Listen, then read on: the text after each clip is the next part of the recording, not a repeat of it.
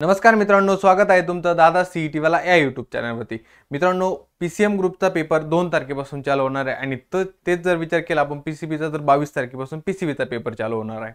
तर जे मुलं पीसीबीची तयारी करतात त्यांचे हॉल तिकीट वगैरे आलेले आहे, तर आपण तर काही गोष्टी डिसाइड करू शकत नाही की आपला पेपर कोणत्या शिफ्टला यायला पाहिजे आणि कोणत्या तारखेला यायला पाहिजे।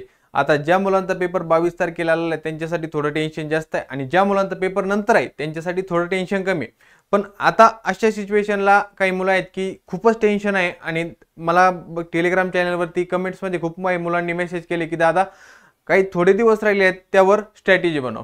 तर मित्रांनो, चला आपण एक सीईटीचा पेपरसाठी एक स्ट्रॅटेजी बनवू ज्याने तुम्हाला खूप काही बेनिफिट होईल आणि तुमचा स्कोर सीईटीचा चांगला येईल।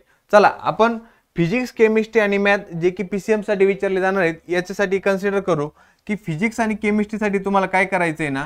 सर्वात पहिले पीवायक्यू, सपोज आपण एबीसी नावाचा एक चॅप्टर कन्सिडर करू, त्यामध्ये तुम्हाला एबीसी नावाचा चॅप्टर तुम्हाला एकदा रीड करायचा आहे। रीड केल्यानंतर पीवायक्यू बघा 2021, 22, 23 मध्ये 21, 22 आणि 23 मध्ये तुम्हाला कोणत्या टाइप्सवर त्या टॉपिक मध्ये प्रश्न विचारले आहे ते तुम्हाला पीवायक्यू वरून तुमच्या लक्षात येऊन जाईल। त्यानंतर तुम्हाला ते पीवायक्यू विचारल्यानंतर प्रॅक्टिस करायची आणि प्लस त्यानंतर तुम्हाला रिव्हिजन करायचे। ज्यावेळेस तुम्ही रिव्हिजन करताल ना त्यावेळेस तुम्हाला 1 पेज नोट्स तयार करायच्या। 1 पेज नोट्सचा तुम्हाला मी नंतर सांगतो की त्याचा बेनिफिट तुम्हाला केव्हा होईल। 1 पेज नोट्स तयार करायचे मित्रांनो। हे स्ट्रॅटेजी तुम्हाला फिजिक्स आणि केमिस्ट्रीसाठी यूज करायचे। फिजिक्स आणि केमिस्ट्रीचा अभ्यास करताना तुम्हाला डेली फिजिक्सचं 1 चॅप्टर म्हणजे तयारी करायची आणि केमिस्ट्रीच्या 1 चॅप्टरची तयारी करायची आहे। म्हणजे तुम्हाला आता जे काही 15 ते 16 दिवस राहिलेत ना त्यामध्ये तुम्हाला फिजिक्सचा एक दररोज आणि केमिस्ट्रीचा एक दररोज चॅप्टरची तयारी करायची। आता आपण जर मॅथचा विचार केला तर मॅथ तुमचा स्कोरिंग सब्जेक्ट आहे। मॅथ तुम्हाला 100 मार्क्सला विचारले जाणार आहे। फिजिक्स केमिस्ट्रीचे 50 क्वेश्चन विचारले जाणार आहेत 50 मार्क्ससाठी आणि केमिस्ट्रीचे 50 क्वेश्चन विचारले जाणार आहे 50 मार्क्ससाठी, पण मॅथचे 50 क्वेश्चन विचारले जाणार आहे 100 मार्क्ससाठी। तर आपल्याला मॅथवर जास्त फोकस करायचा आहे। आता मॅथचे तुम्हाला पार्ट 1 आणि पार्ट 2 असे 2 टॉपिक आहे, म्हणजे 2 सब्जेक्ट आहे। पार्ट 2 मध्ये डेरिव्हेटिव्ह इंटिग्रेशन आहे आणि पार्ट 1 मध्ये लाईन, प्लेन वगैरे वेक्टर्स हे चॅप्टर्स आहेत।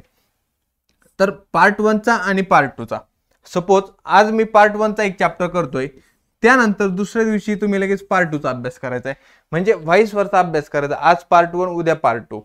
तर असं करताना तुम्हाला डेली मॅथचा एक चॅप्टर कव्हर करायचा आहे, म्हणजे तुम्हाला फिजिक्स, केमिस्ट्री, त्याच्यानंतर फिजिक्स, केमिस्ट्री आणि मॅथ असे एका दिवसात 3 चॅप्टर कव्हर करायचे। प्रत्येक चॅप्टरला तुम्ही 2-2 तास जरी दिले आणि मॅथ साठी 3 तास जरी दिले तर तुम्हाला 7 तास डेली अभ्यास करायचा आहे।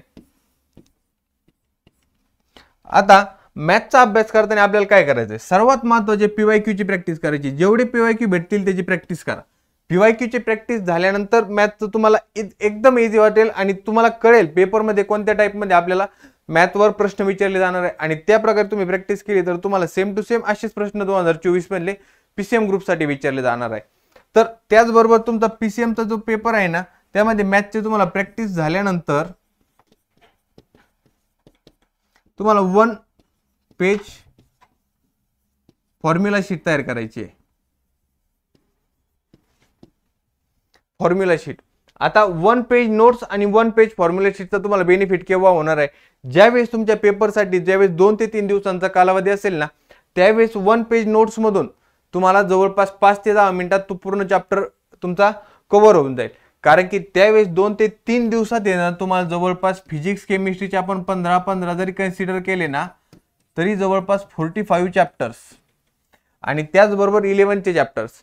तर असे मिळून 1 पेज नोट्स जर आपण 5-5 मिनिटं जरी एका पेजला जर दिले तर तुमचे त्यावेळेस 45 चॅप्टर कव्हर होऊन जातील, प्लस तुम्हाला ॲडिशनल 11 चे चॅप्टर करायचे आहेत। तर त्यामुळे 1 पेज नोट्सचा त्यावेळेस तुम्हाला फायदा होईल आणि 1 पेज फॉर्म्युलाचा। आता मॅथचा दुसरा एक बेनिफिट काय आहे की मॅथमध्ये तुम्हाला फॉर्म्युला शीट तयार करायची। स्वतःची एक फॉर्म्युला शीट तयार करा ज्यावरून तुमचे फॉर्म्युले लक्षात येतील की आपल्याला हा फॉर्म्युला कोणत्या एक्झाम्पलसाठी यूज करायचा आहे। त्यानंतर 1 पेज फॉर्म्युला झाला, 1 पेज नोट्स झाल्या, त्यानंतर तुम्हाला काय करायचंय, मॉक टेस्ट द्यायच्यात। फुल पेपर 200 मार्काचा पूर्ण पेपर द्यायचा आहे आणि पेपर द्यायचा कसा आहे, वेळेत द्यायचा आहे। म्हणजे 90 मिनिटं तुम्हाला गणिताला असणार आहे आणि 90 मिनिटं तुम्हाला फिजिक्स, केमिस्ट्रीसाठी असणार आहे। तर फिजिक्स केमिस्ट्रीमध्ये तुम्हाला 90 मिनिटात 100 प्रश्न सोडवायचे आहेत आणि तेच विचार केला तर मॅथ्ससाठी 90 मिनिटात 50 प्रश्न सोडवायचे आहेत. तर असाच पेपर द्या की ज्यामुळे तुम्हाला सीईटीचा एक सराव होऊन जाईल आणि शक्य असेल तर लॅपटॉप जर असेल किंवा पीसी असेल तर त्यावर देण्याचा प्रयत्न करा. इन केस ज्यावेळेस सीईटी मध्ये तुमचा पीसी किंवा ज्यावेळेस तुम्हाला पीसी असेल ना शिफ्ट वाईज, तर इन केस जर तुमचा पीसी त्यावेळेस पेपरच्या वेळेस जर बंद पडला तर असं समजू नका की तुम्हाला ज्या वेळेस म्हणजे 5 ते 10 मिनिटं जर तुमचा पीसी बंद असेल तर तुम्हाला टाइम एक्सटेंडेड भेटणार नाही.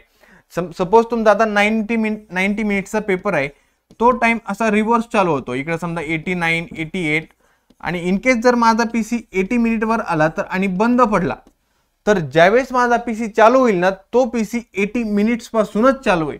त्यामुळे पेपरमध्ये जर पीसी बंद पडला तर घाबरून जायचं कारण नाही. जो पीसी आहे ना तो त्याच वेळेपासून चालू होतो. तर मित्रांनो, हे जे काही 15 दिवस आहे ना त्यामध्ये तुम्हाला रिव्हिजन, प्रॅक्टिस या सर्व गोष्टी करायच्यात. आणि जर तुम्हाला इन केस जर काही अडचण आली अभ्यास करताना तर आपलं दादा सीईटी वाला टेलिग्राम चॅनल आहे किंवा इन्स्टाला देखील आपलं पेज आहे. कमेंट बॉक्समध्ये नक्की कळवा की मला दादा अशा प्रकारे अडचण येते आणि इन केस या क्वेश्चन मध्ये किंवा तुम्हाला जर प्रीवाय किंवा प्रिव्हियस इयर क्वेश्चन जर पाहिजे असतील तर टेलिग्राम किंवा इंस्टाग्रामवर मला मेसेज करा, दादा मला प्रिव्हियस इयर क्वेश्चन पेपर पाहिजे. तर मी नक्कीच तुम्हाला टेलिग्रामवर या सर्व गोष्टी प्रोव्हाइड करण्याचा प्रयत्न करेन. आणि शेवटी जी काही स्ट्रॅटेजी आहे ती तुमच्या मित्रांपर्यंत नक्की पोहोचवा. आणि शेवटी दादा सीईटी वाला या यूट्यूब चॅनलला सबस्क्राईब करायला विसरू नका. थँक्यू.